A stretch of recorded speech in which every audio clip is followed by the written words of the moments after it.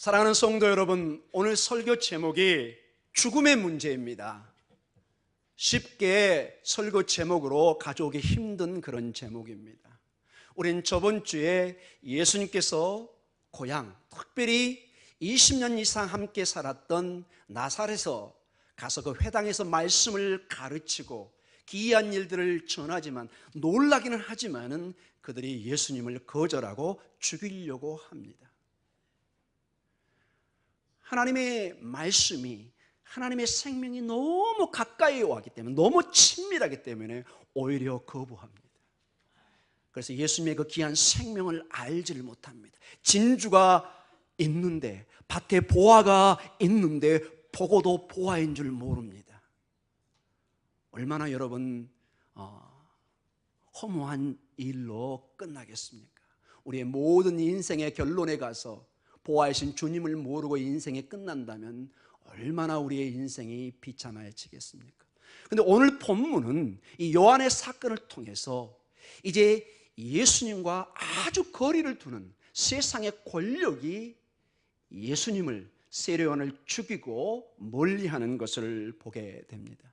오늘 본문이 특이한 점은 복음서 전체로 보았을 때 예수님의 사건이 빠져 있고 어떤 다른 특정인이 집중적으로 나와 있는 유일한 본문 중에 하나입니다.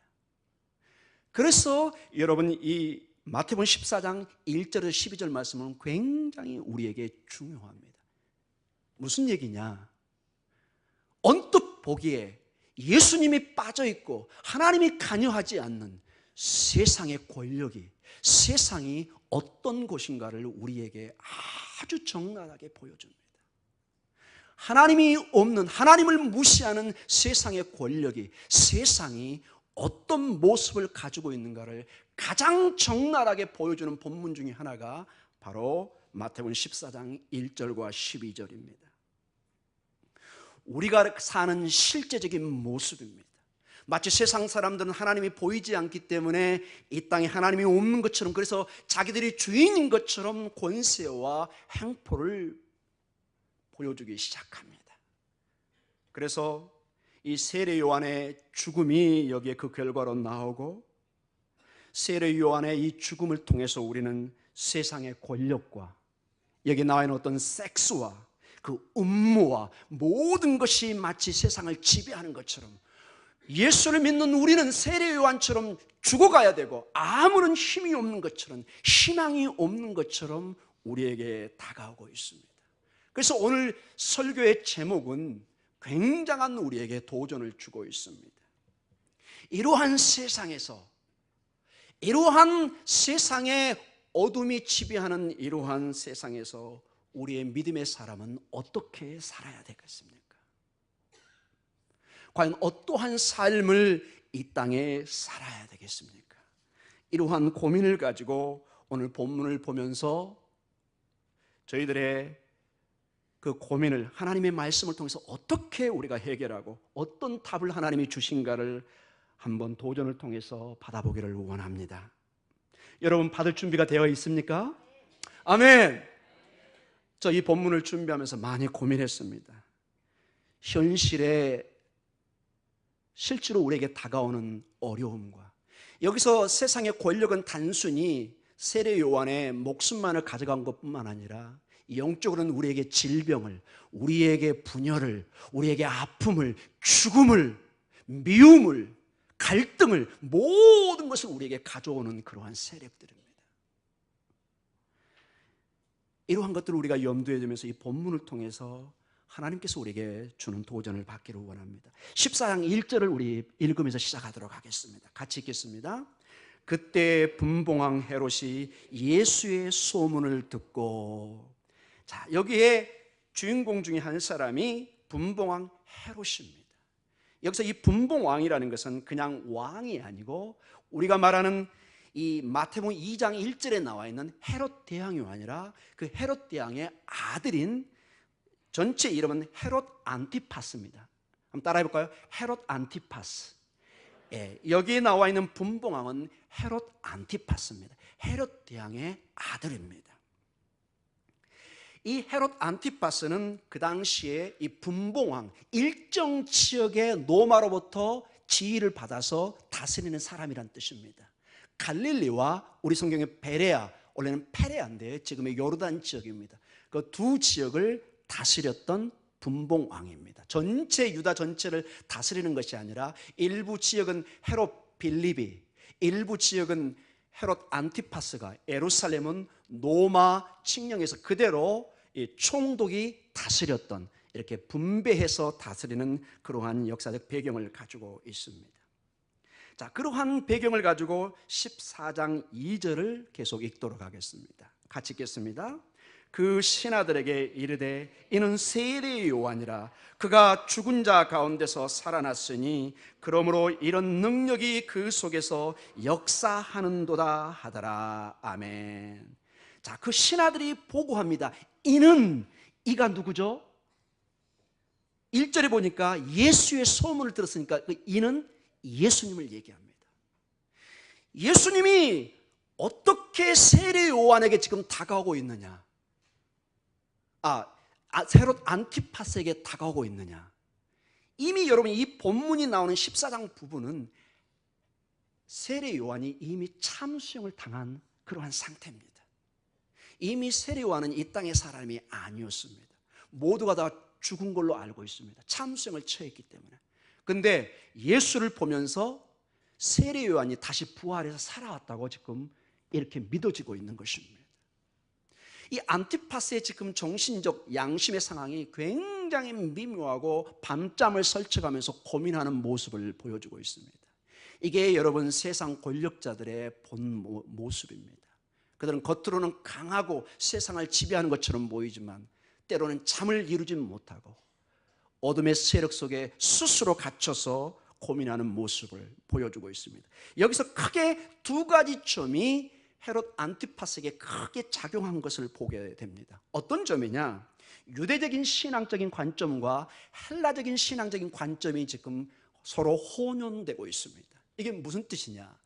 그 당시 유대인들은, 특별히 바리새인들은 사람이 죽으면 육신의 부활을 믿었습니다. 사두개인은 아니지만 바리새인들은 육신의 부활을 믿었습니다. 그래서 이 잠수형에 당한 세례 요한이 지금 살아서 예수의 모습으로 부활했다고 순간적으로 믿는 것입니다. 왜? 예수님의 그 모든 활동이 세례 요한과 너무 유사하기 때문에. 그 다음에 헬라적인 배경은, 그 당시 헬라적인 배경 속에서는 어떤 사람이 죽으면 영으로 남고 특별히 억울하게 죽은 영은 복수를 한다고 믿었습니다.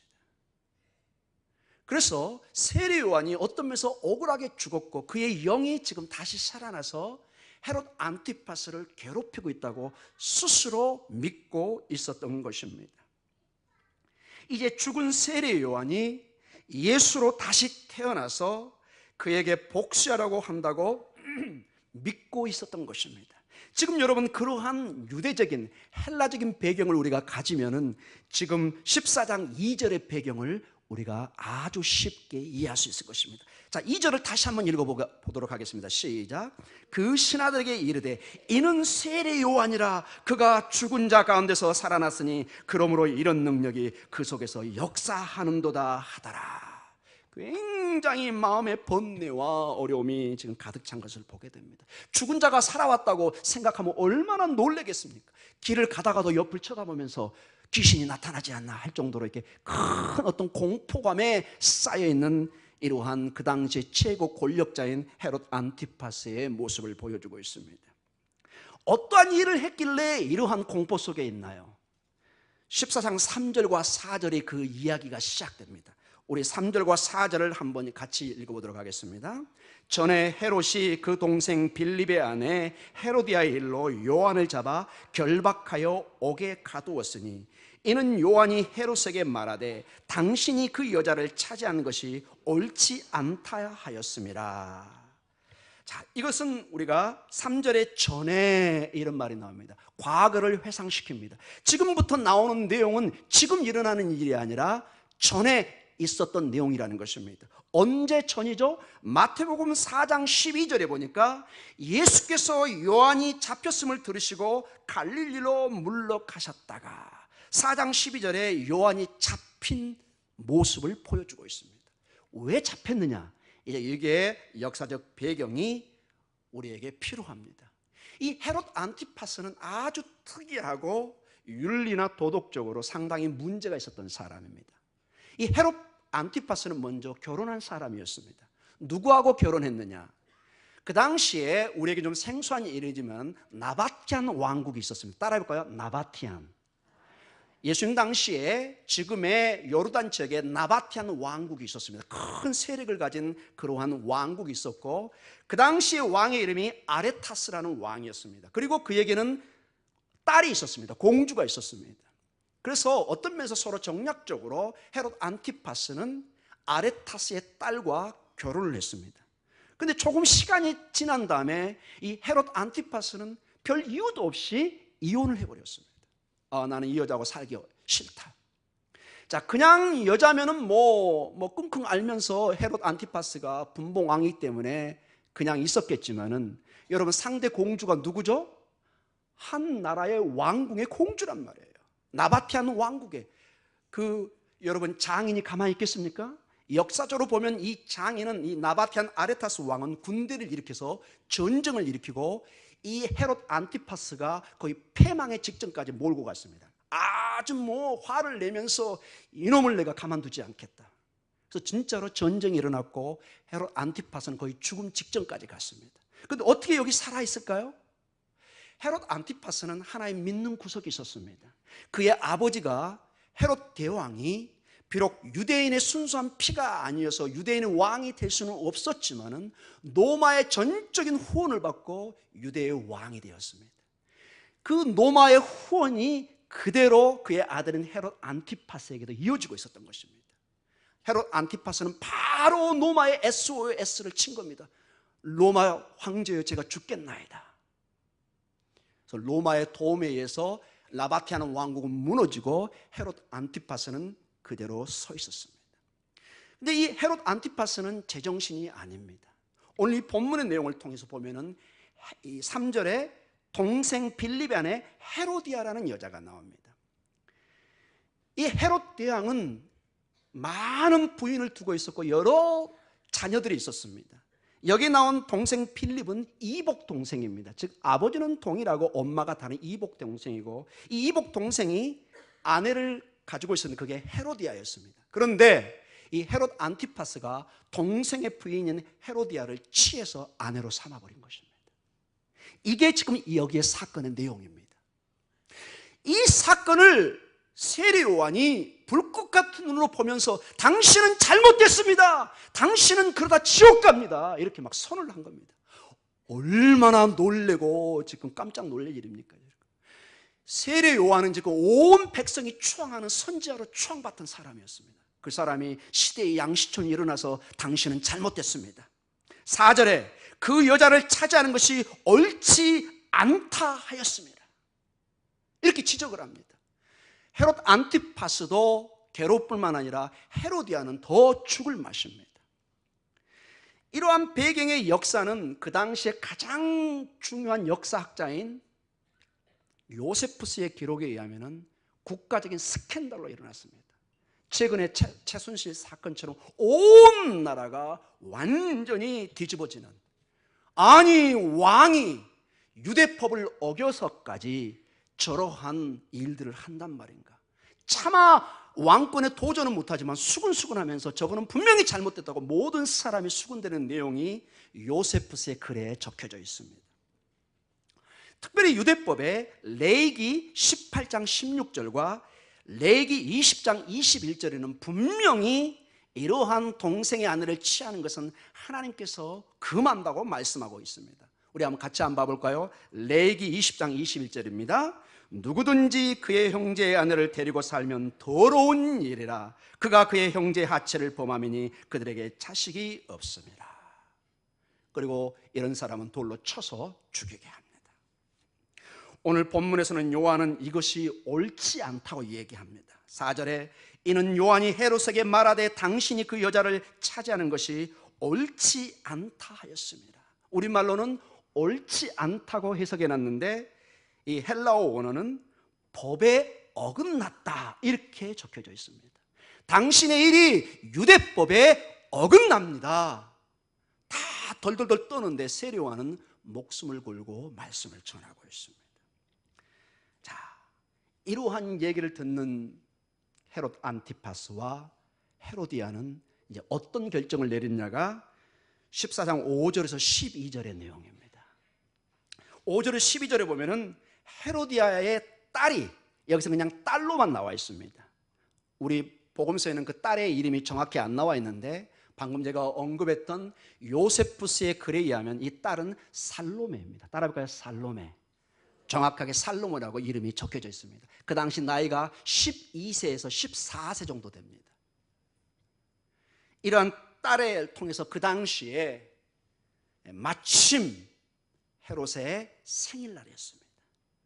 근데 헤로디아가 자기 딸을 부추겨서 선정적인 춤을 추게 하고 거기에 흥분한 나머지 모든 걸 주겠다고 얘기를 합니다. 그때 다른 어떤 것이 아니라 그 헤로디아의 어머니의 그 마음을 실어서 누구의 목을 달라고 그러죠? 세례 요한의 목을 접시해 달라고 얘기합니다.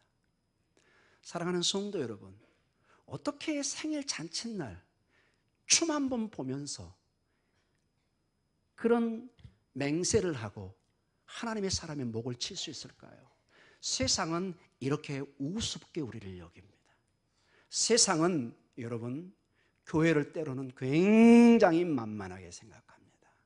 자기들이 모든 걸 다 주관하고 죽이면 모든 것이 끝난다고 생각을 하고 있습니다. 과연 그럴까요? 이런 배경을 보면서 우리 5절에서 12절 말씀을 다시 한번 보도록 하겠습니다. 같이 읽겠습니다. 헤롯이 요한을 죽이려 하되 무리가 그를 선지자로 여김으로 그들을 두려워하더니 마침 헤롯의 생일이 되어 헤로디아의 딸이 연석 가운데서 춤을 추어 헤롯을 기쁘게 하니 헤롯이 맹세로 그에게 무엇이든지 달라는 대로 주겠다고 약속하거늘 그가 제 어머니의 시킴을 듣고 이르되 세례 요한의 머리를 소반에 얹어 여기서 내게 주소서 하니 왕이 근심하나 자기가 맹세한 것과 그와 함께한 사람들 때문에 주라 명하고 사람을 보내어 옥에서 요한의 목을 베어 그 머리를 소반에 얹어서 그 소녀에게 주니 그가 자기 어머니에게로 가져가니라. 자, 이러한 비극적인 일들이 생일날 이루어집니다. 생일날. 이제 이 본문을 가지고 우리가 한번 고민을 해보도록 하겠습니다. 여러분, 세례 요한의 죽음을 보면서 어떤 생각이 교차하십니까? 일단 예수님의 얘기가 아니라 14장에 갑자기 세례 요한의 죽음의 이 사건이 14장 서두에 들어와 있다는 것은 전체 마태의 흐름을 보셔야 됩니다. 마태 저자는 이 세례 요한의 죽음을 통해서 앞으로 세례 요한과 같은 하나님의 선지자, 하나님의 사람인 예수 그리스도의 죽음을 예고하고 있습니다.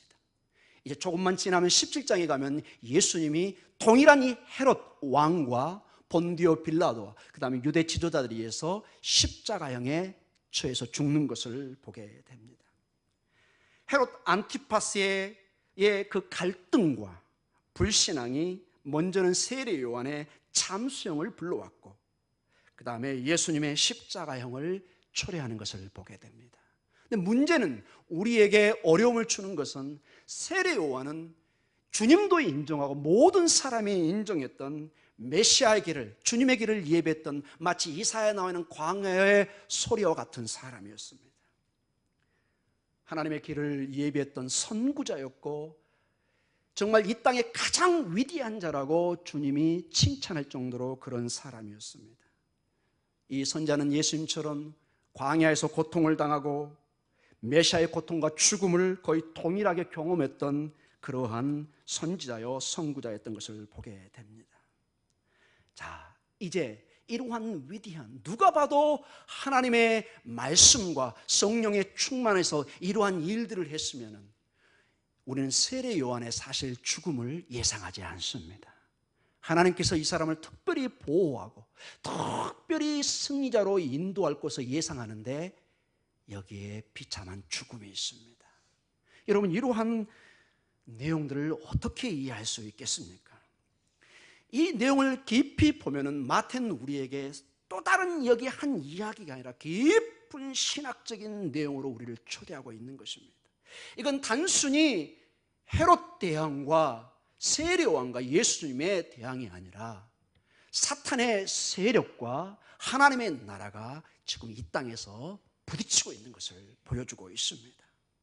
이건 근본적으로 헤롯과 예수님의 싸움이고 하나님의 나라와 사탄의 왕국과의 싸움인 것을 우리에게 보여주고 있습니다. 우리 눈에 보이지 않는 공중권세 잡은 자가 조종하는 세상의 권력과의 싸움인 것을 보여주고 있습니다. 자, 이제 중요한 질문이 여러분에게 주어지고 있습니다. 누가 이겼습니까? 여기 싸움에서 일단 누가 이겼습니까? 예, 생각나는 대로 대답하시면 됩니다. 헤롯 왕이 이겼습니다. 세상의 권력이 이겼습니다. 이게 우리에게 굉장히 불편함을 줍니다. 오늘 본문에서 보면 신실하게 믿음의 증인의 삶을 살았던 신실한 세례 요한이 세상의 권력자의 힘에 의해서 무참하게 참수형을 당합니다. 이것도 무슨 고심해서 참수형을 처한 것이 아니라 그냥 생일 잔치에서 술을 잔뜩 마신 상태에서 선정적인 춤을 보면서 그냥 맹세 가운데 죽여버리는, 전혀 어떤 생명의 가치가 보이지 않는 그런 모습을 보게 됩니다. 세상이 이긴 것처럼 보입니다. 많은 사람이 얘기합니다. 교회는 아무런 능력이 없고 세상이 권력이 힘이라고 얘기합니다. 언뜻 보기에 그것이 맞는 것처럼 보입니다. 그래서 우리는 이러한 내용을 볼 때 매우 당황스럽습니다. 그리고 때로는 실망스럽고 절망스럽기도 합니다. 그래서 많은 젊은이들과 일부 좀 급진적인 사람은 세상을 폭력을 통해서라도 바로 잡아야 된다고 외치는 사람들이 있습니다. 어떻게 기도만 하고 예배를 통해서 세상이 변한다고 말할 건데 그건 너무나 순진한 그러한 교회의 보수적인 사람들이 얘기라고 얘기하고 있습니다. 여러분, 그렇게 생각하십니까? 만약 그렇게 생각한다면 오늘 본문을 다시 한번 면밀히 보시기 바랍니다. 예수님을 전하는 신실한 종들의 결과가 이러한 비참한 죽음이요 고통이라고 우리가 결론을 지은다면 얼마나 우리는 불쌍한 사람이고, 세례 요한도 예수님도 사도 바울도 우리도 정말로 불쌍한 사람이 될 것입니다. 만약에 그렇다면 누가 제자도의 삶을 살겠습니까? 누가 신실한 신앙을 경주해 갈 수 있겠습니까? 10년, 20년, 30년, 40년의 그러한 깊은 신앙생활을 하는데 아직도 내 삶의 기도의 응답이, 어떤 문제의 해결이, 질병의 고침이 이루어지지 않고 가정의 자녀의 남편의 아내의 문제가 늘 나를 짓누르고 내 신앙에 도전을 주고 있다면 참으로 어떨 때는 고민스러울 때가 있습니다. 오늘 본문에 더욱 힘든 것은 세례 요한이 나중에 무슨 상을 받았다라든지 억울함을 해소받았다는 내용이 있습니까? 없습니까? 전혀 나와 있지 않습니다. 그저 이 본문에서는 죽음으로 끝나서 사라져버리는 것처럼 보입니다. 것처럼 보입니다. 근데 여러분, 제가 이 본문의 말씀을 묵상하면서 12절에 주목하기 시작했습니다. 그냥 단순하게 지나갈 내용인데 여러분 12절을 같이 면밀히 보기 바랍니다. 12절 같이 읽겠습니다. 요한의 제자들이 와서 시체를 가져다가 장사하고 가서 예수께 아뢰니라. 아멘. 자, 장사하는 것까지는 보통 우리에게 이루어지는 일들입니다. 그런데 이 제자들이 누구에게 가서 이걸 모든 것을 얘기하죠? 예수 그리스도에게 연결하고 있습니다. 사랑하는 성도 여러분, 우리의 죽음은 세상 것으로 끝나지 않는다는 것입니다. 이 예수님도 17장 쪽으로 가면 죽음을 맞이하고 세상의 권력에 의해서 십자가에 죽습니다. 그러나 이 예수님은 세상의 권력이 가둘 수도 없고 통제할 수도 없고 이길 수도 없는 하나님의 아들이요, 하나님의 생명이요, 하나님의 희망이요, 하나님의 모든 것인 것을 보여주고 있습니다. 무슨 얘기냐? 정말로 죽어서 3일 동안 갇혀 있었습니다. 그런데 이 죽음이, 세상의 어둠이 그를 잡을 수가 없습니다. 3일 만에 그는 부활하셨습니다.